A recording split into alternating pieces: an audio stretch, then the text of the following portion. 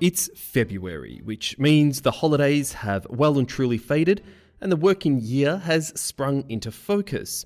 The mandatory meetings, juggling the school commitments for working parents, office politics, commuting, back-to-back Zoom calls, in many ways the perfect recipe for stress and burnout. On this episode of Put Simply, we tackle the not-so-romantic side of February. I'm Erdem Koch. And I'm Ozan Ibrisim. Welcome to Put Simply. Ozan, welcome back. We're trying something a little different this week. How are you going? I'm doing very well, thank you, Erdem, and greetings to you from sunny Malaysia. We are indeed trying something different. We've gone from the US and Indonesian elections to looking at the economic situation in China to most recently global food security. And now we're talking about careers, feelings of being stuck. It's quite a journey that we're on, my friend.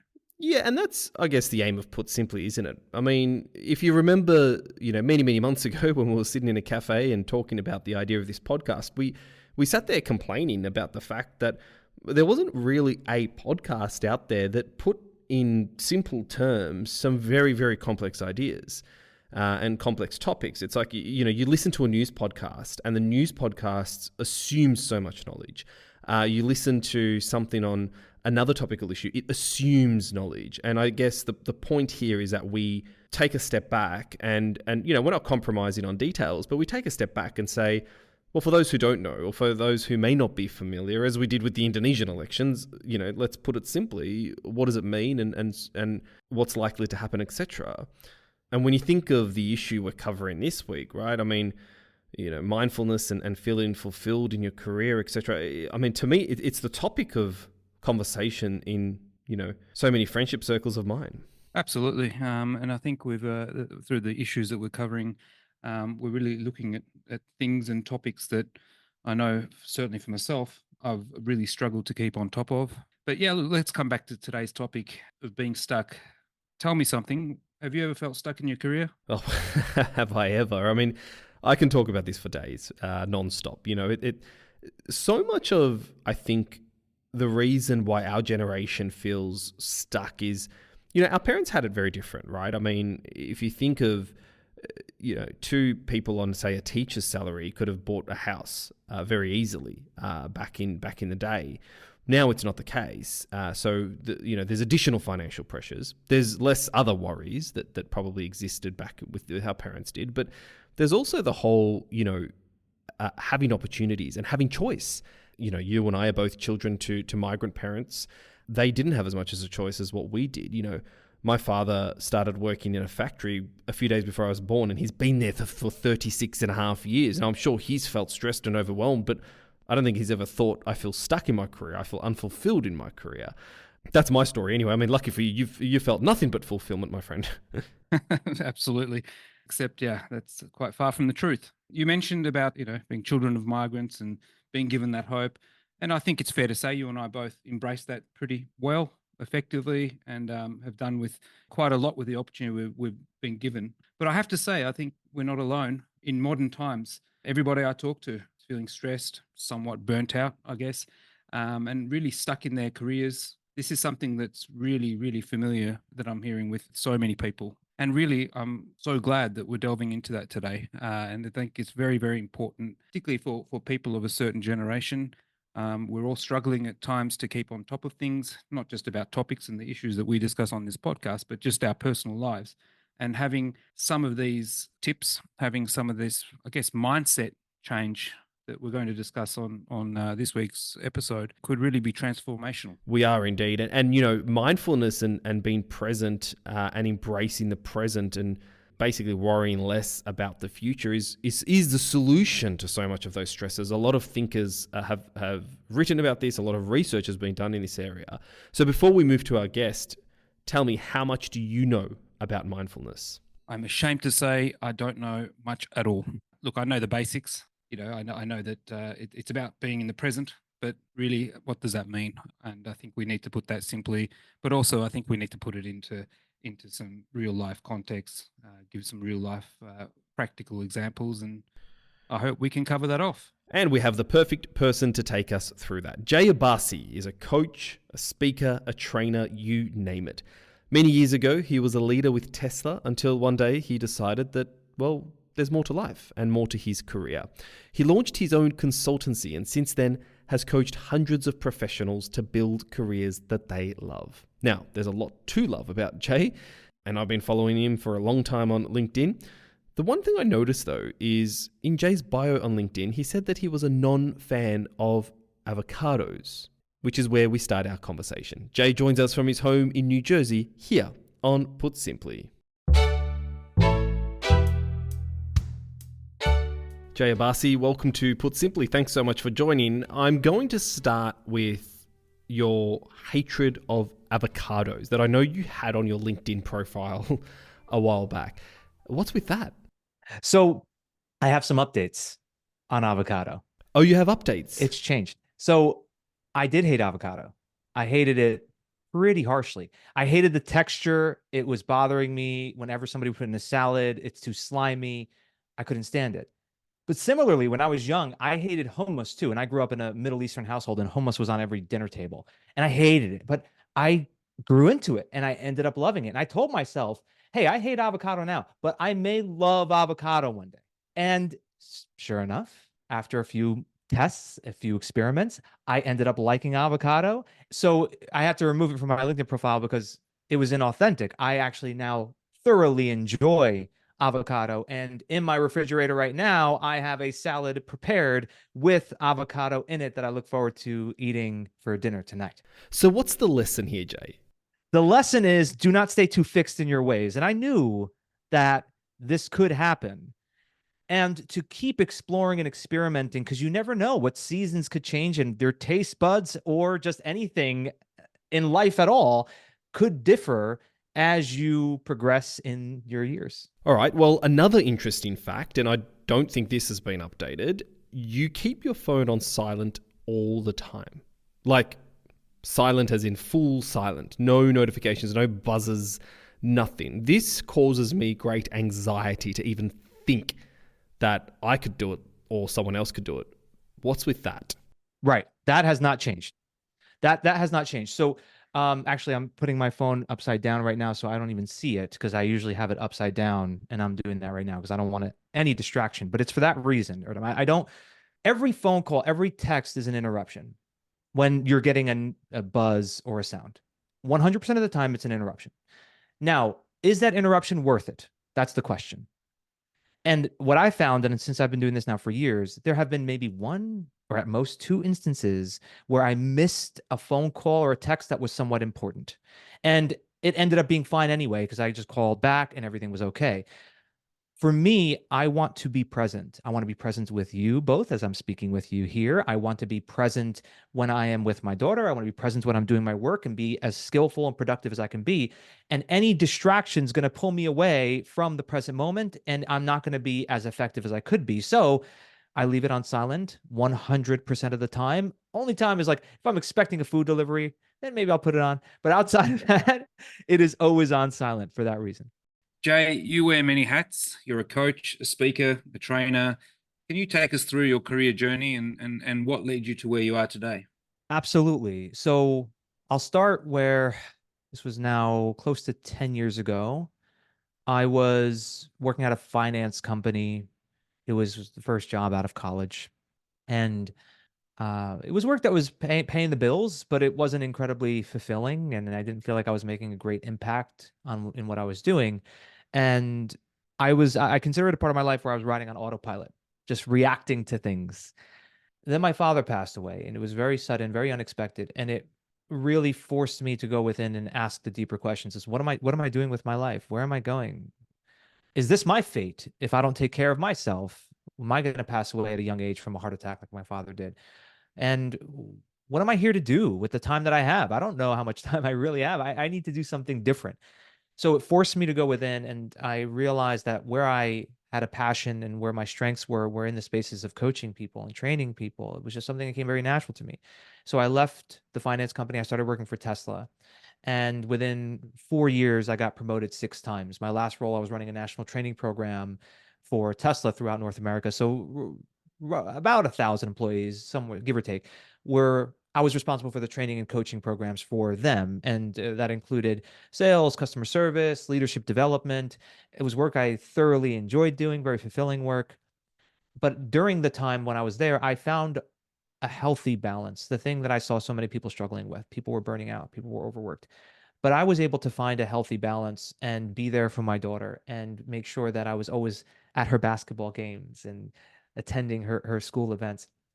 And so when I left Tesla, it happened quite organically, where it felt like the next stage for me was to be able to support professionals throughout the world who are really struggling with feeling stuck, feeling like they aren't fulfilled, feeling like they're burning out. And so I created my programs around that. And now for years, that's the work that I've had the honor of doing. So, Jay, based on your journey and the outline that you've just given us, you've obviously coached hundreds and hundreds of professionals. If I was to ask you to narrow down the issues that people are having in modern times, what would you say they are? I'll do my best to put them into categories. One is a lack of clarity. They are unclear as to where to take their career. So similar to where I was when I mentioned I had been riding on autopilot, it felt like I was just reacting to things, and I'm now in a career I don't really enjoy this. And where am I going with this? What's the direction that I'm taking? And in that clarity, oftentimes what people are missing is just understanding what is the unique talent that they have to serve the world with and how they can utilize that in a way that will solve real world problems. The second category that often comes up is people who are feeling burnt out, overworked, stressed. And here, this is where throughout our lives, no one gives us the manual of how to deal with high demand workplaces. No one teaches us how to handle ever changing work environments. And so I provide them with the manual, the tools to be able to really navigate these work environments, navigate the high demands of the modern workplace through teaching them techniques, strategies to manage through the stress and be able to optimize their performance in the face of high pressure. And I'd say the third one is just a sense of overcoming their old conditioning. So we have conditioning from a young age where we are operating under these patterns that oftentimes don't serve us, and that leads us to feel a lack of self-worth, a lack of confidence, and maybe the imposter syndrome, which is term so often used nowadays. And what I provide them there with is a way to tap into their self-worth, build up their confidence to be able to take new risks, whether that's navigating or getting promoted within their organization, making a transition to something new, or even starting their own business. Do you think the world is getting more stressed, Jay? I think people are more depressed and unhappy. Stress levels, in terms of just the demand that are placed on people, I don't think there is as much of a difference today as there may have been 50 or 100 years ago. How people are managing that stress has changed. So the research shows that even 50 years ago, we had less wealth. People had to work harder to provide for their families. And the level of happiness then was higher than it is now. So people are less happy now, even though they have more money, even though they have more security. The reason I think that there is more depression and more anxiety and more or higher levels of unhappiness in today's modern society is due to the influx of technology, comparison, and just the psychological levers that are being pulled everywhere we look. So on that point, Jay, of people being less happy, more depressed, more anxious, I mean, how much of the abundance of stimulation that we have today has to do with it, do you think? And what can we do about it? I think that the answer is to take ownership of the stimulus that is coming into our lives. We can't rely on the social media corporations and media outlets to change. They're going to keep doing what they're doing. So what we need to do, what individuals need to do, and it does, I think, start with parents for children, is to take full ownership of that. And that is to be very mindful of how we're leveraging or how we're utilizing our devices so that we can control our devices rather than our devices controlling us.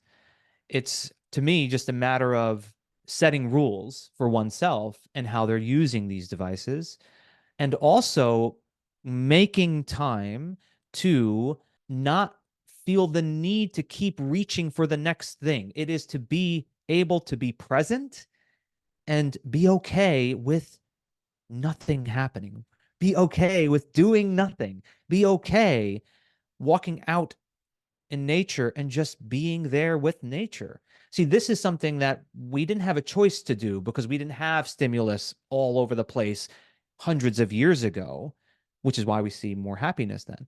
And today, it feels like we are trapped in a world where it's everywhere, but that's not true. You can do something about it. You can take ownership of it, and you can decide day in and day out to carve out time to be present, to be mindful, to not be reaching for your next substance, the next drug, because that's ultimately what a social media notification is for you. It's a drug. It's dopamine that hits your brain. To not feel a need to keep reaching for it and to be able to settle into the present moment. What role does choice play here, Jay? Because, we're speaking off the top of the podcast about being the children of migrants, for example, and you have a very similar background. Our generation has been told that we can do whatever we want. We can be anything we want in the world. And so many times people don't know what they want to do. And so many times a 16 or 17-year-old kid has to decide what they want to do. What role do you think choice plays? The role that I know it has played for me is where we feel overwhelmed by the choices. And research has shown that that is actually one of the causes of unhealthy stress and anxiety, is that you have too many choices to pick from. So if you have too many choices to pick from and being in that state of indecisiveness, it can make you feel stagnant, make you feel stuck. That's one.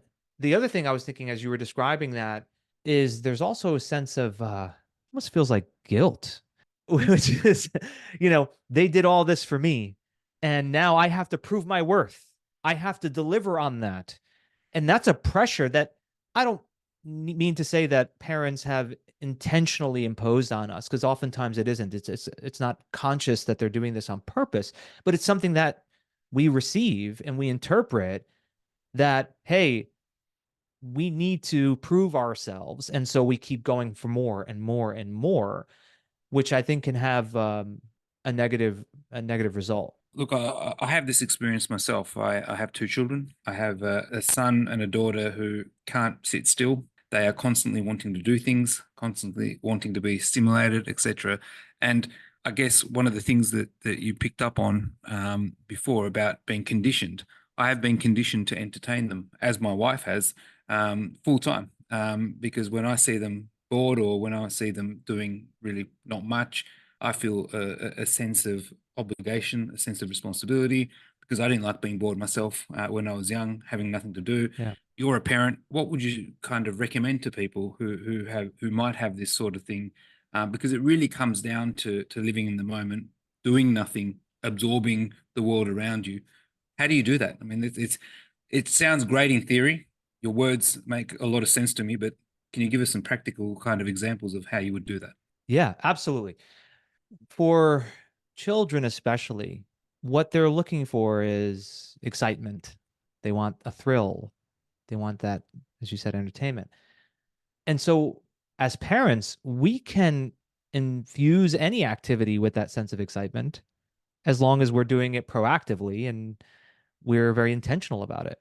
So going out for a walk, hey, let's just go out for a walk, that sounds kind of boring. But if you frame it as something incredibly exciting, something to be enthusiastic about, that they're going to enjoy thoroughly, or a simple, like, for example, my daughter and I, we play cards, and we'll play cards. So it's no stimulus. We're just focusing on an activity, enjoying each other's company, and we're playing cards. And I've built up the excitement around it. Like, oh, you're not going to beat me this time. I'm going to beat you. We make it fun and competitive. So it isn't, I guess my point was on that it isn't so binary where one activity is so boring and the other one is super stimulated and I have to give in to the stimulated one. There's a middle ground there, which is, well, how I frame up the activity is going to ultimately get them enthused or motivated to be able to do the activity.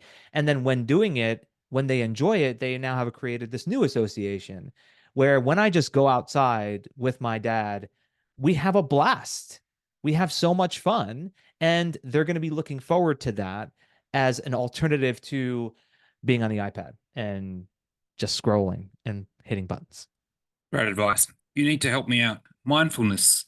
Put simply, what is mindfulness? And really, at the end of the day, how do we embrace the present moment? There's been a lot of work done on this. There's a lot of talk, particularly both during and in the aftermath of the pandemic.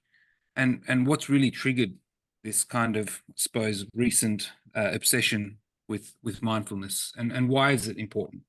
Mindfulness is, I think, the simplest thing, and it's simpler than the simplest definition. I'm going to do my best to keep it simple, but whatever I share with you now, it's even simpler than that.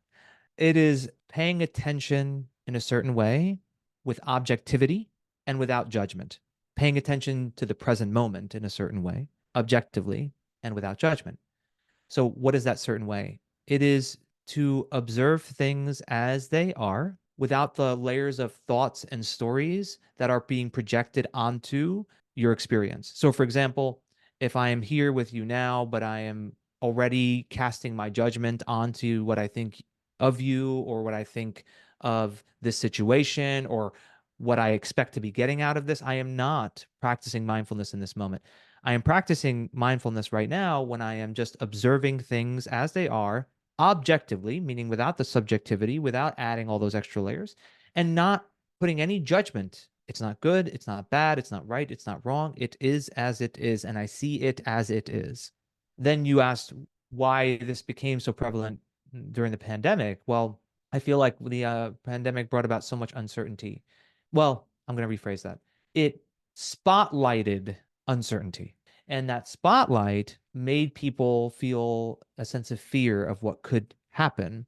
And they were therefore being pulled out of the present moment. And so the practice of mindfulness, I think, has helped so many people to be able to navigate that apparent uncertainty that wasn't there before.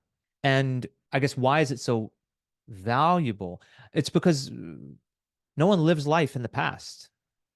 No one lives life in the future. Life can only be lived here, right now, in this moment. No one's ever experienced anything other than the present moment. So why are we so often paying attention to our thoughts that are projecting into the future or our thoughts that are pulling us back to the past? We don't live there. We live here. And so why is it so valuable? Because one, it definitely, and all the studies and research show, it gives you or taps into a sense of peace and well-being and overall happiness. And also, you are much more skillful. You are much more productive. You're much more effective when you are immersed in the present moment rather than caught into thinking about the future or the results of what it is that you're doing. That's a lot to unlearn, Jay. We're not taught that way. We're not programmed that way. How do you begin the journey of unlearning? Well, you're right. We are taught differently. And there's this time for you tapping into imagination and being creative. We don't say, I'm not labeling now that as wrong. What is required to be able to unlearn, and as I said earlier, it's simpler than simple. It's to observe this moment right now without caring so much about what the next moment's going to bring you. So it's to just fully immerse yourself in this moment. And when you do, and this is for anybody I've ever worked with, when you do, you feel something.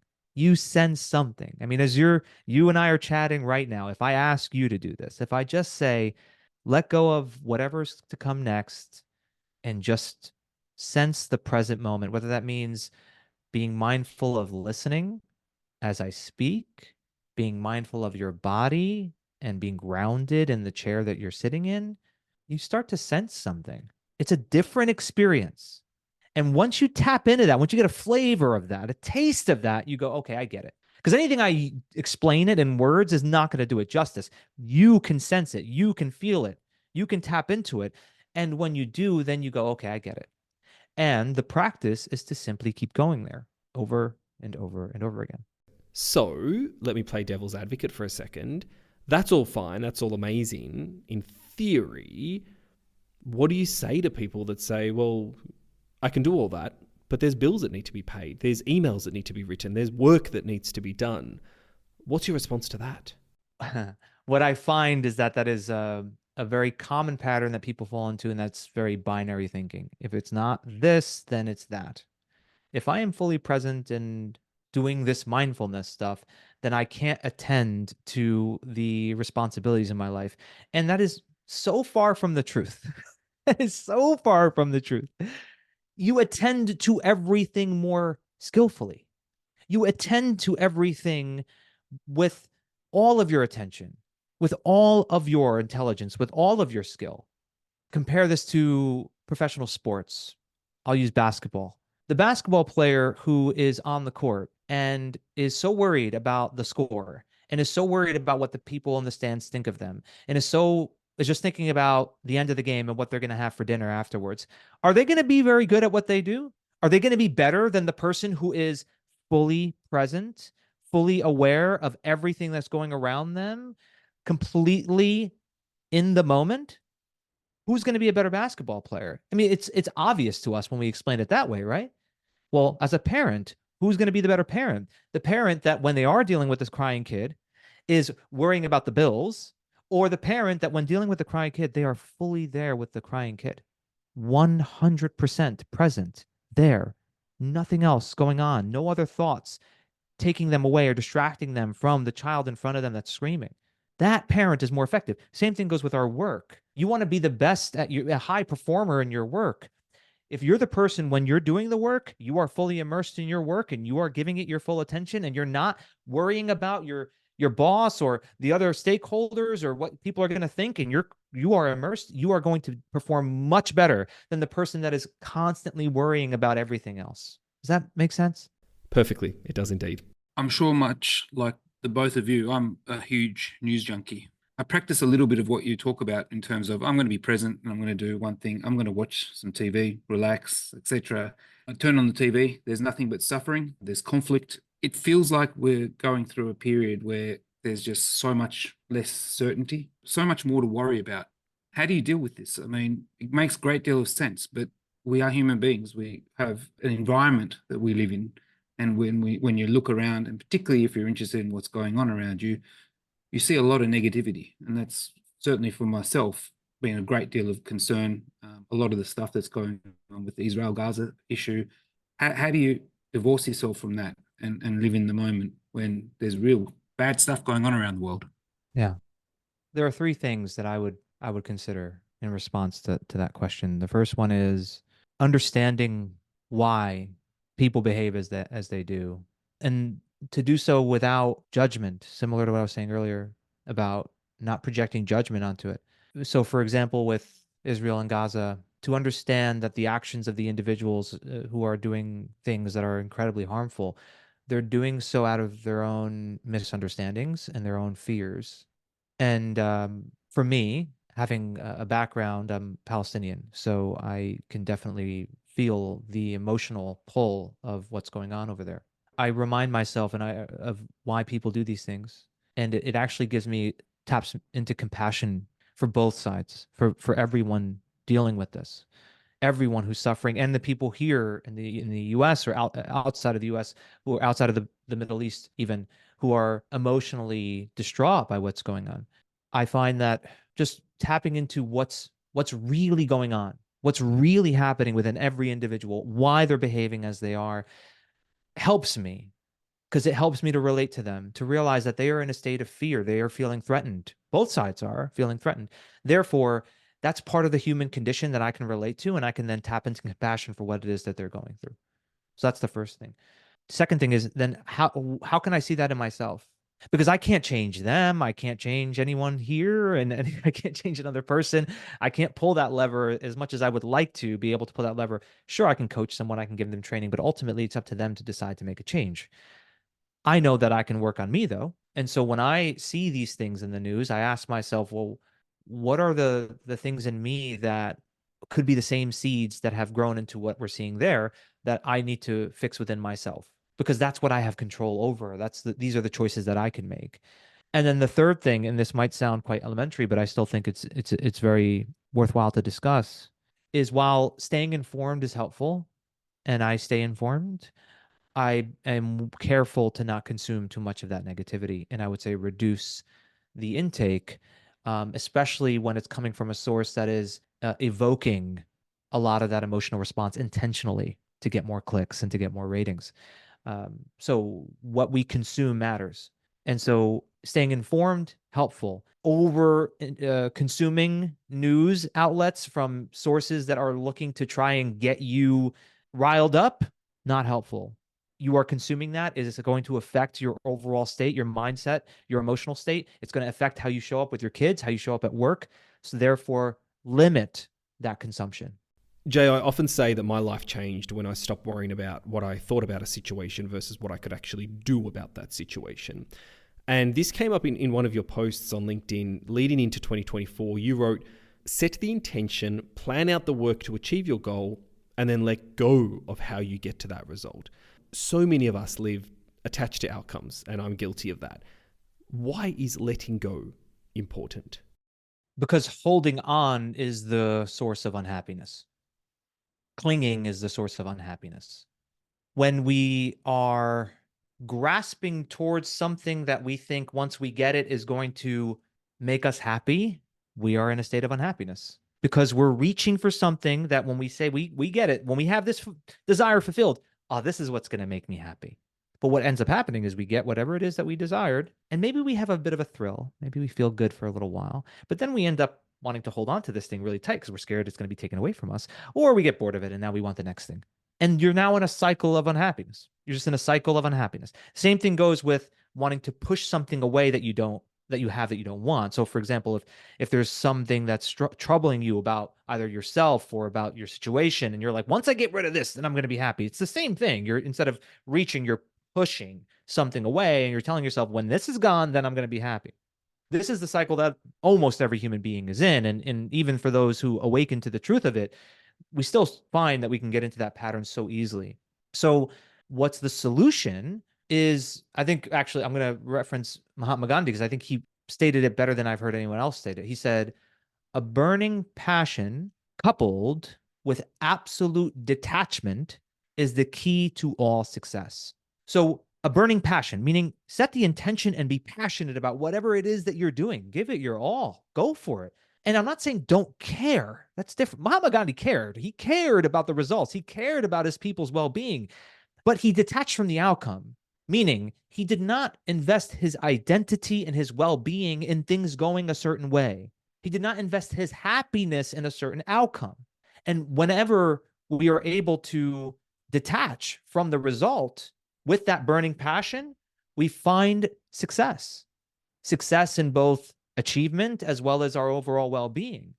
So set the intention, which is I make the plan. This is what I want to do. This is how I want to experience my life. This is how I want to celebrate my joy. And I'm going to do my best to outline the steps. I'm going to reflect, make sure that I'm on the right track. But if it ends up being the result is different than what I intended, or I have to change course, I am not going to be too rigid and feel as though, oh, now the happiness that I was seeking out is not going to come to me because I've never invested my happiness in that outcome. It was never invested in that result. And I think that pairing of burning passion and absolute detachment, this is the key to all of it. This is what I find helps people to tap into sustained, causeless, unperturbed happiness and to be at their best, to be at their most productive. If I had $1 for every time a friend of mine told me that they feel stuck in their job and they feel helpless, I'd be a very rich man. But actually very concerning right now because many of the friends that I speak to that have these sorts of feelings and sentiments are in some ways actually stuck in their job. There's got to be some advice that you can give to people who have that feeling of being stuck in a job and might physically be stuck in a job. How do they make themselves unstuck? Well, how to make yourself unstuck always starts with pausing and taking inventory. If you're running and you're running and you're running and you're running and you're running and you're like, I feel stuck, I'm on this treadmill, right? I'm running on this treadmill and I keep going. You're too immersed in it to be able to really find what's going to be the appropriate way out of your situation. So hit the pause button on the treadmill and get off of it for a moment. I don't mean quit your job, by the way. I mean, just carve out time and really take inventory of what's going on. So we're not saying hit the stop button, hit the pause button, and ask yourself the deeper questions. What do I really love about what I do? Is it aligning with my passions and my strengths? Is this the direction that I want to be going in? So the pause is a very important part of this. And then the other thing is when people are feeling stuck, oftentimes they're falling out of the things that will optimize their focus and their energy. So they aren't taking care of themselves. They aren't exercising. They aren't eating well. They aren't sleeping well. They're just falling into bad habits. And so to get unstuck, one of the things that you have to prioritize is caring for yourself. The other components to consider is what are, and I said this earlier, but what are the unique ways in which you can serve the world? What are the unique talents that you have? And is your current situation allowing for you to be able to exercise that talent in a meaningful way? And start with yourself. Don't start with the environment. Go within first. Check yourself. Because a lot of people that I meet, they assume they need to find another job. But if they find another job, they're going to get stuck again because it's not the job. It's them. It's how they're relating to their job. So there are some questions that need to be answered in regards to how are you managing your stress? How are you managing the demand? How are you managing the pressure? And we need to have those answers before we then look at the environment.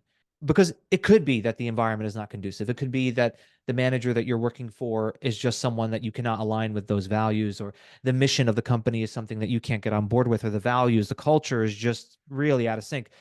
And if that's the case, then yes, you need a new environment, but don't jump there. Go within first before you think about what changes need to be made outside of yourself. So there are a few things that I mentioned there. And so really it starts with taking that inventory to then make better decisions. And then once those decisions are made, having the courage to follow through on those decisions. Well, Jay, we could talk to you for hours, no doubt. Thank you so much for joining us here on Put Simply. Thank you very much, Jay. That was amazing. Oh, you're most welcome. Thanks for having me. And that's been this week's episode of Put Simply. I've been your host, Erdem Koch. And I'm Ozan Ibrisim. Be sure to hit the subscribe button on your favorite podcasts platform and follow Oroku Group on LinkedIn for all the up-to-date information. Until next time, thanks for listening.